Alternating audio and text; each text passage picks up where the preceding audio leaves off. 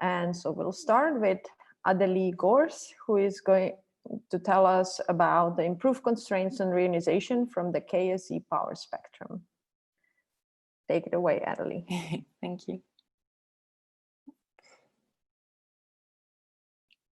So, hi everyone, my name is Adelie. I'm a PhD student at the IAS in Orsay, France, and the Imperial College in London.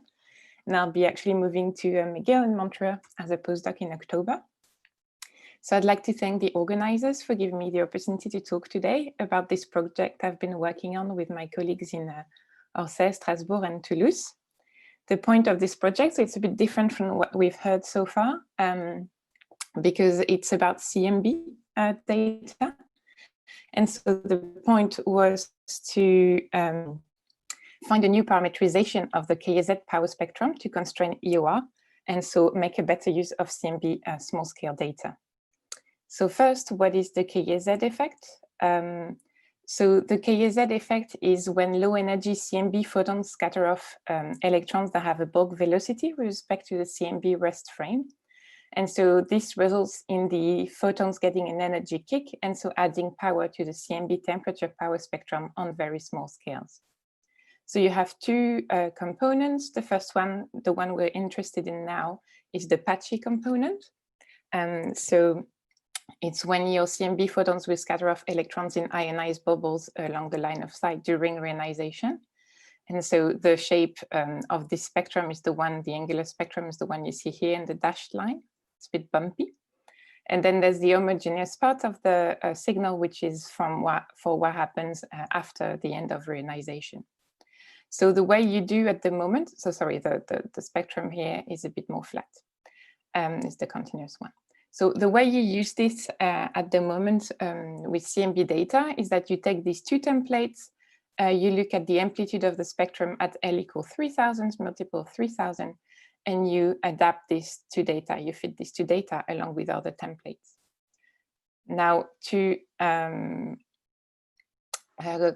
translate in terms of reionization constraint, you take the amplitude at homogeneous time, and then you have scalings that give you the corresponding value for the optical depth, for example.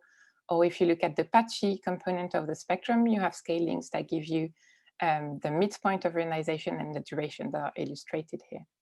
So from that, the most recent constraints that have been derived using SPT data and Planck low L data give the first detection of the patchy spectrum, so the spectrum in general, in particular the patchy spectrum. And from this, they derive a constraint on the duration of reionization, where before it was only upper limits, as you can see in this plot here. So there are a few problems with using this method to derive constraints on reionization from CMB data. The first one is that you use templates for the KZ spectrum, even though many works have shown that both the amplitude and shape of the spectrum depend on reionization. And then you also use scalings that are completely dependent on the calibrations that were, the simulations that were calibrated on. So in the end, you have one constraint that gathers very different prescriptions for reionization inside of it. So it's really inconsistent. And to give you an example, so here I have 3 simulations. I'll talk about them a bit later, but which have very different morphologies. And if you use the scalings and the templates, you obtain the 3 dashed line here, so very similar. But if you use the method I'm going to describe in the remaining part of the talk, you get these 3 spectrums. So you lose a lot of information if you only use templates and amplitude at L equal 3000. So how to solve this problem? So we've chosen to go back to the very basic equations that give you the CL, so the power of the spectrum at multiple L for KZ signal. You have a few elements, cosmological parameters, and also these terms, which are going to be directly related to the amplitude of your signal.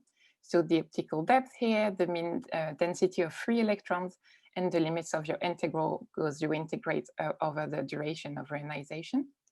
And then you have this term here, which is completely going to determine the shape of your spectrum. So it's a bit of a complicated parameter, but you can directly express it in terms of this power spectrum here, which is the power spectrum of free electrons density fluctuations. So we focused on this term, and we've looked at its evolution with time in simulations. So these simulations are the MS simulation run by Dominique Aubert in Strasbourg. So the highly resolved radiative hydrodynamics. And so you see this spectrum has originally a very simple structure, flat and then decrease, and then slowly merge into something that looks more like a matter power spectrum. So this early time component, which corresponds to the first half of reionization, is very easy to model. You can just use a power law. So we've chosen that type of structure where you have two parameters. You have alpha naught here, which is the amplitude, the constant amplitude on large scales. And it's the maximum value of the amplitude of the spectrum. So then with time, it's going to decrease in amplitude, because if at the beginning you just have a few ionized regions, the variance in your field is really high, so the amplitude of the spectrum is high. But then as the field becomes more and more homogeneous, more and more ionized, the amplitude decreases. So that's this alpha naught parameter. And then you have the kappa parameter here, which is the frequency above which your power decreases as a k to the -3. And so similarly, you can have a physical intuition of what it is. If you have no power on smaller scales, it can mean that you don't have ionized regions that are smaller than the corresponding scale. But we'll have a look at this after. So you end up with a very simple parameterization with the power law that then slowly merge into a biased matter power spectrum. You feed this on simulation, you get posteriors for your parameters, you know the reionization history, and so you can completely compute your KZ power spectrum without worrying about limitations such as simulation box size or resolution. So we've applied this to 3 types of simulations to see how robust the description was for different types of physics. So the EMA simulation I've mentioned before, the RSAGE simulations that were kindly provided by Jacob Seiler and Anna Hutter. So they're post-processed dark matter fields that include different descriptions of the dependency of the escape fraction on galaxy properties. And so that translates in different morphologies. And then 21 centimeter fast, you're probably familiar with, that we ran for different also galaxy properties. So here are the results. On the upper panels, you have the reionization histories, and on the lower panel, the corresponding patchy KZ power spectra.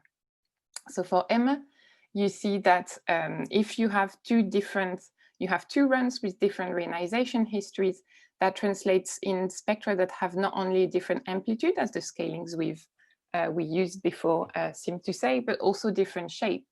And actually, the amplitude at multiple 3000 is the same, which means that limiting yourself to fitting this parameter is definitely not sufficient to describe the whole spectrum. Then for our SAGE here, we have very similar reionization histories, but different morphologies. It's the 3 simulations I showed you at the beginning, if you remember. And so it translates into the simulation with the largest bubbles in average, having the largest power, and also peaking at the largest angular scale. So this relates to a fact that's pretty well known, that your spectrum is gonna bump at scales that roughly corresponds to the typical bubble size during reionization. Now, everything's not that simple, because when we look at 21 centimeter fast, where here we have different morphology and very different reionization histories, you find that the simulation that has the largest bubbles actually has the smallest power, the lowest power.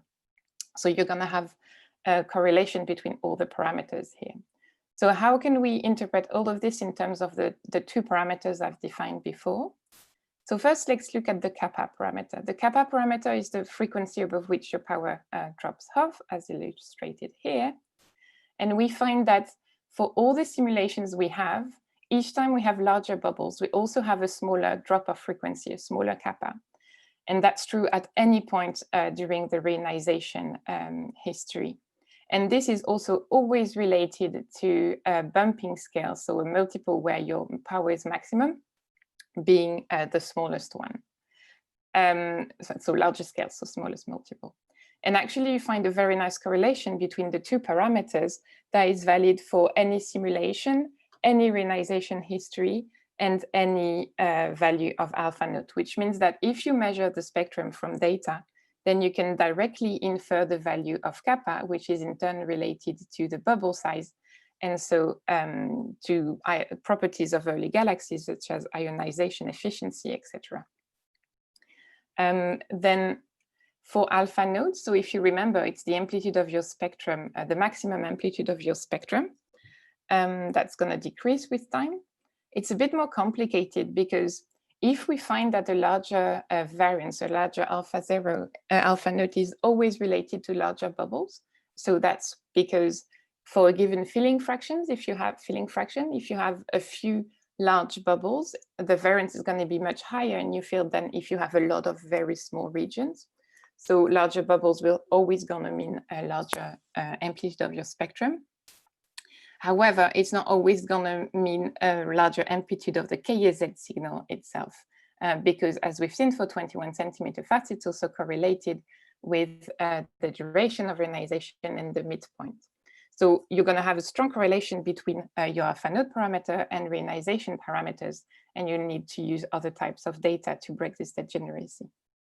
So just as a quick conclusion, this formalism is quick and easy to form a word model. You include a lot of physics with just 2 parameters and the reionization history.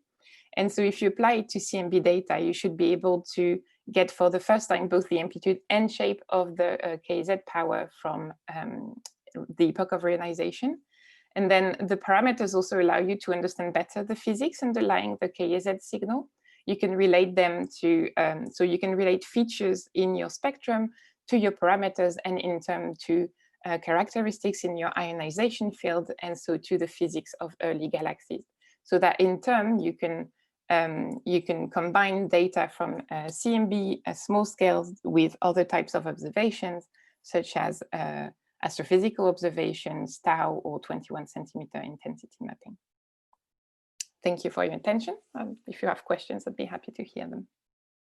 Thank you, Adelie. I'm going to, okay, there is already one question from Ken, which says, is it possible to compare your fitted electron power spectrum with other theoretical models, for example, halo model or beta model?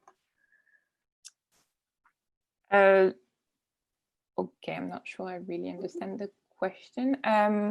So if you mean, so the evolution of the free electrons power spectrum is definitely something we've observed in other types of theories. Just for 21 centimeter, you also follow the evolution of the amplitude with time. It's going to depend at where you're at in the reionization history. And then, yes, the transition from something that's a bit more power low to a biased matter power spectrum. Some people, you could also argue that it's the one term and the two term, similar to what you have in the halo, so one term halo term, two term halo terms, etc. But I haven't pushed the comparison further because the point was really to look for something that was simple and not 2 parameters were enough. So we've stopped there.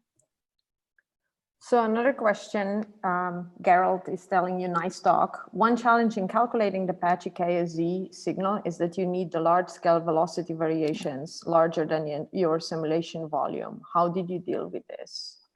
Yeah, so originally our simulations, because they're pretty highly resolved, they're not very big. They're about 200 megaparsecs on the sides. But the point of using this parameterization is that you can do everything theoretically. So we've looked at bigger boxes to check that the behavior of the, let me try to go back, that the behavior of the spectrum on very small, large scales was always the same one. So up flat like this. So that works. And then you can just do everything theoretically. So you have the matter power spectrum that you know from your Boltzmann integrator. You have this parameterization that you can extend to whatever scales you're interested in. And so normally you're not limited by the size of your simulation.